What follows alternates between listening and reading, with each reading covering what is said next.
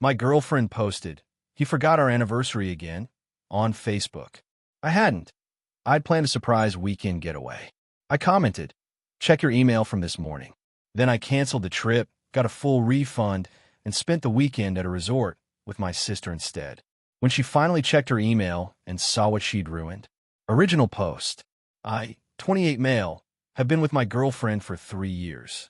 Our anniversary is April 12th, the day we officially became exclusive after dating for about 2 months.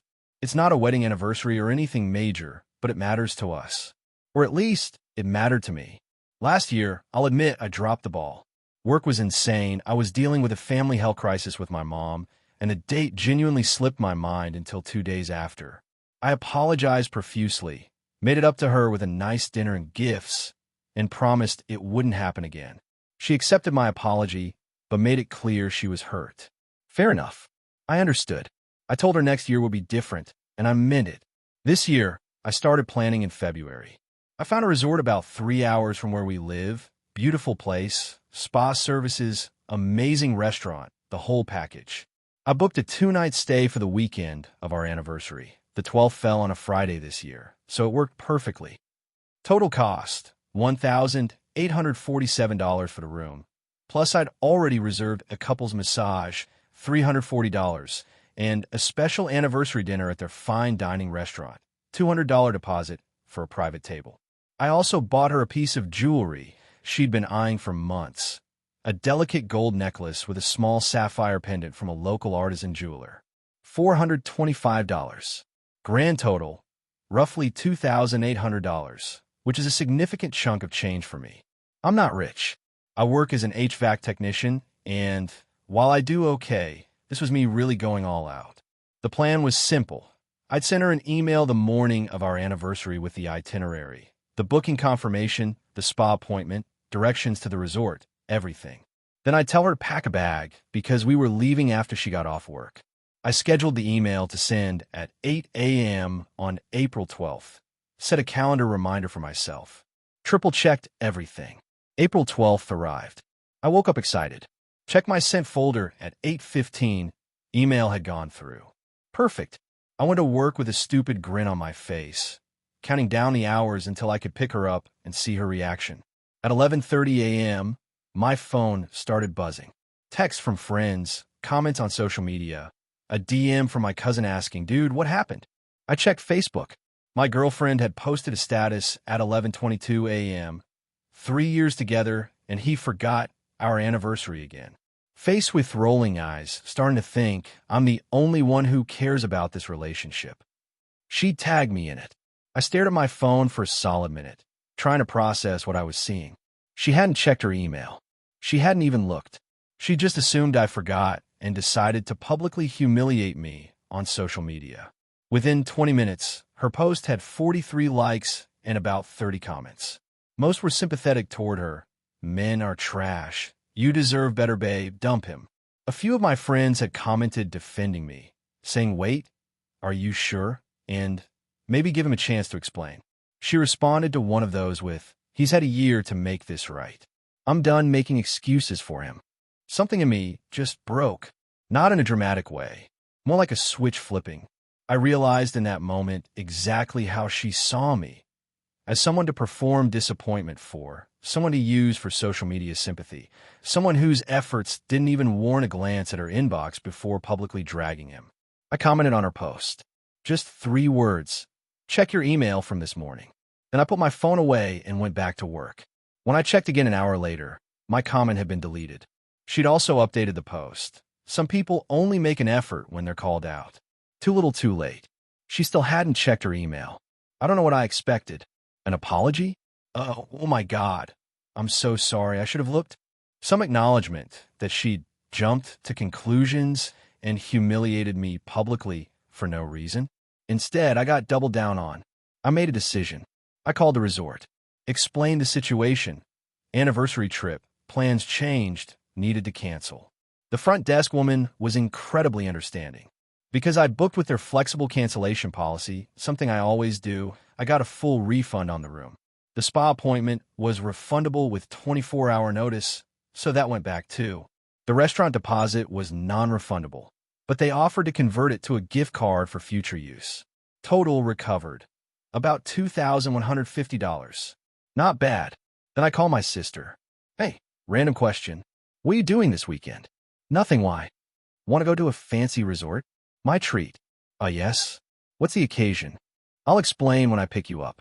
Pack a bag. My sister is 25, single, works a stressful job as a paralegal, and hasn't had a vacation in 2 years.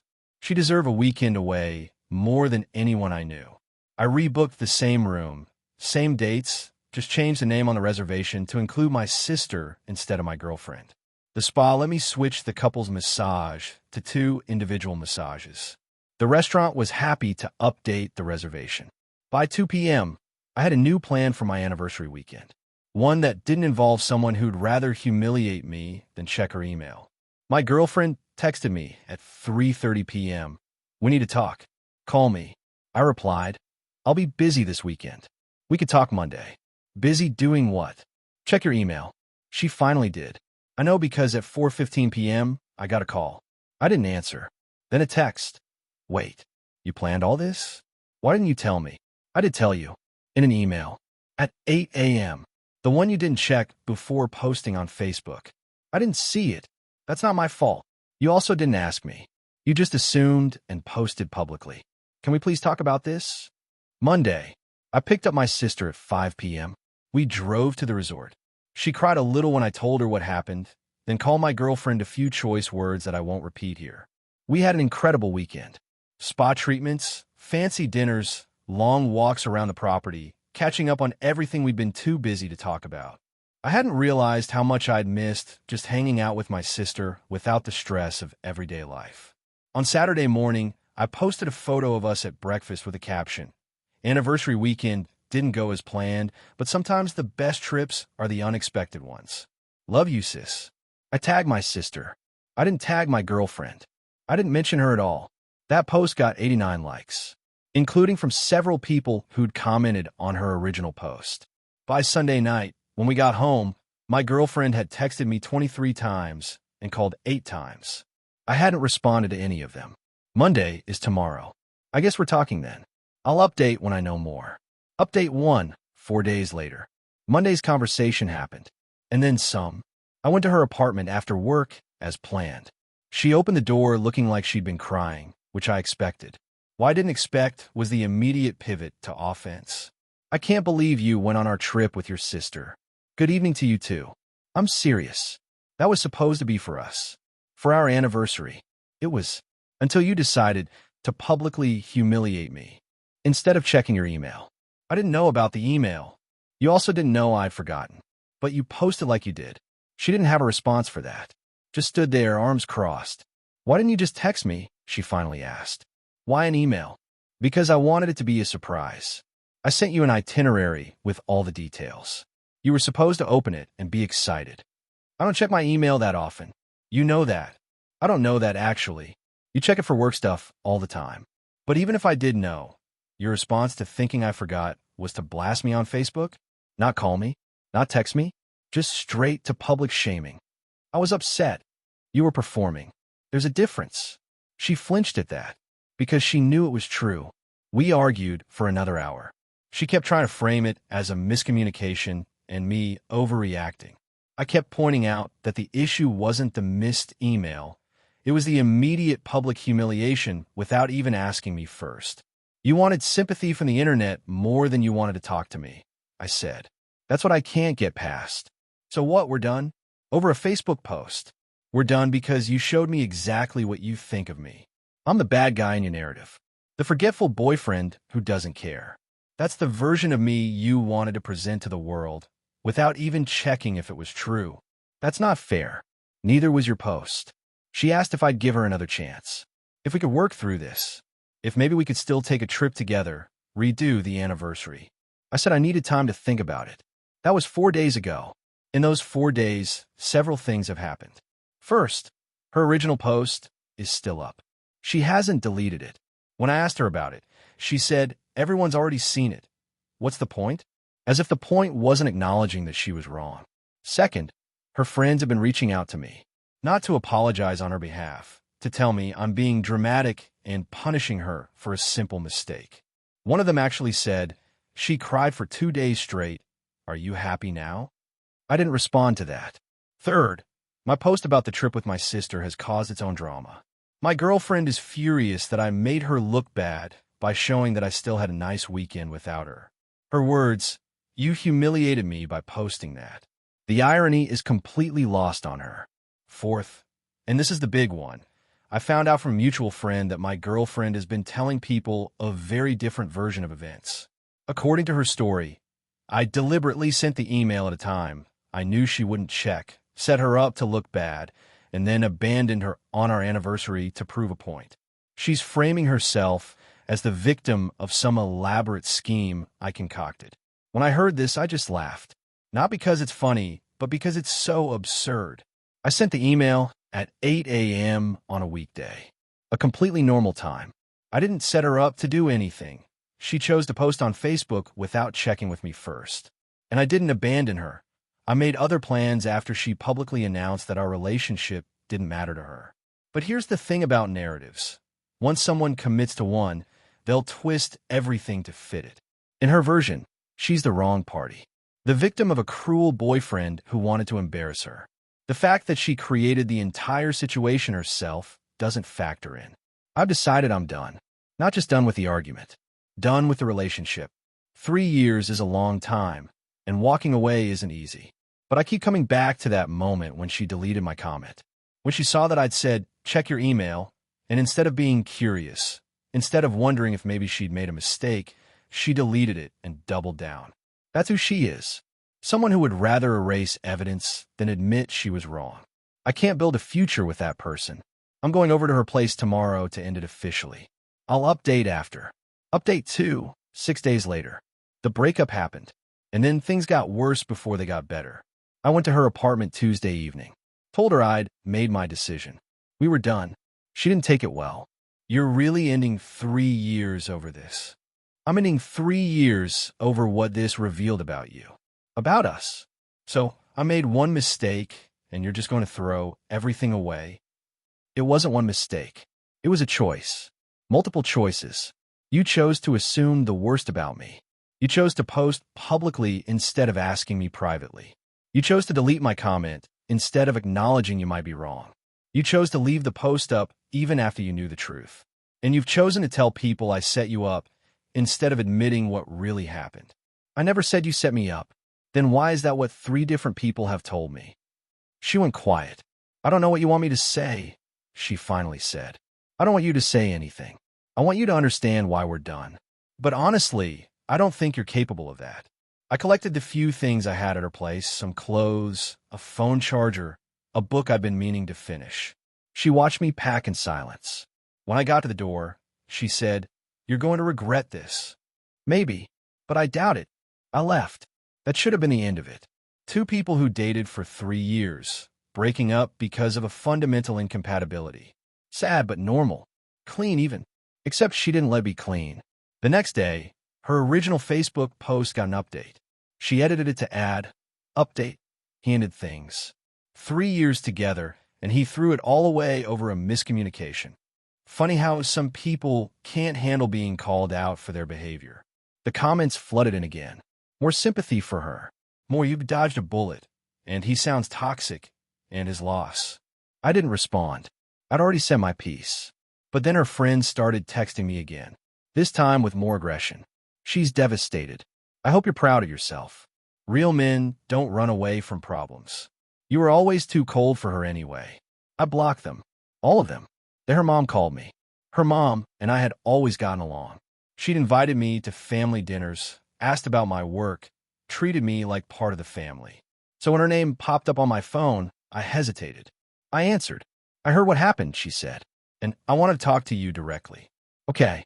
I saw the original post, and I saw your comment, and I want you to know, I told her to delete the whole thing and apologize. She didn't listen. I didn't know what to say. My daughter has always had a problem with performing. For attention. For sympathy. I've talked to her about it for years. I thought she was getting better, but she sighed. "I'm sorry you got hurt in this. You didn't deserve that. Thank you for saying that.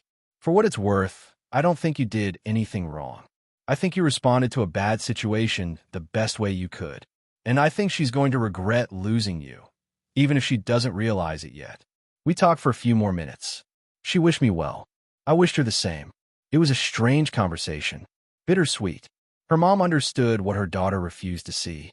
After that call, I made a decision about the Facebook situation. I wasn't going to post anything defensive. I wasn't going to air our dirty laundry anymore. It had already been aired. But I also wasn't going to let her narrative be the only one. I messaged the mutual friends who'd reached out asking what happened. The ones who genuinely wanted to know both sides, and I told them the truth. Not dramatically, just factually.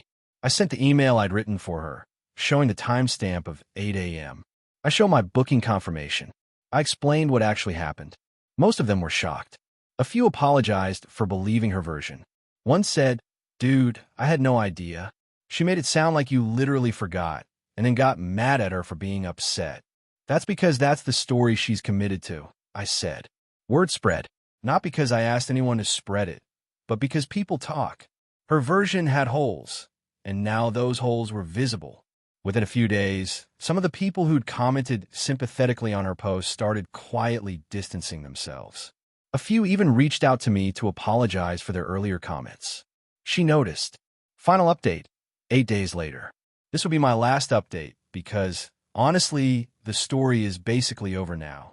After the truth started getting out to mutual friends, my ex did something I didn't expect. She deleted the original Facebook post. No explanation, no acknowledgement, just quietly removed it, as if it had never existed. I only found out because one of her mutual friends texted me. "Did you see she finally took it down?" I hadn't checked. I'd unfollowed her and muted everything related to her.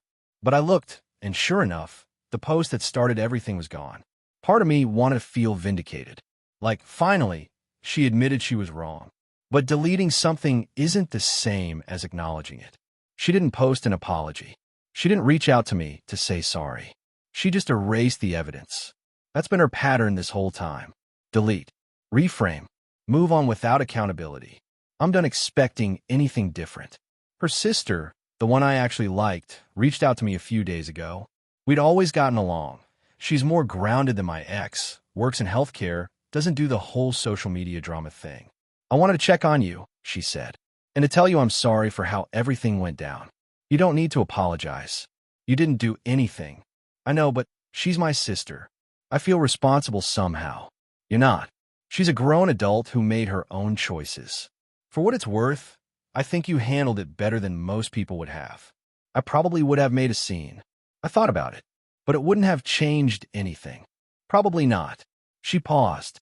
She's already rewriting it, you know? The story. In her version, you were emotionally unavailable, and the Facebook post was just the final straw. That doesn't surprise me.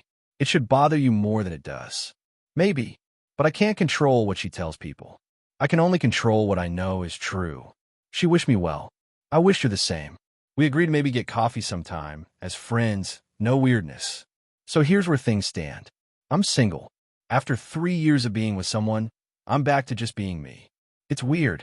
Some days I reach for my phone to text her something funny, and then I remember. I still have a necklace. The sapphire one I was going to give her.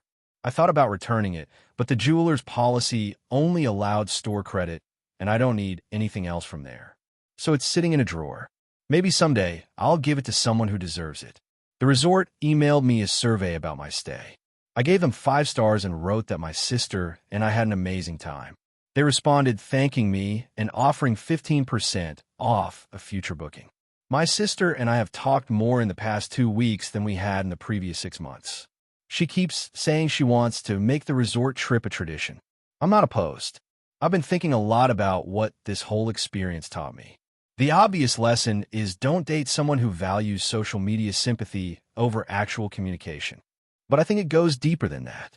The moment she posted that status, she was telling me, and everyone else, what kind of partner she wanted to be. Someone who performs disappointment.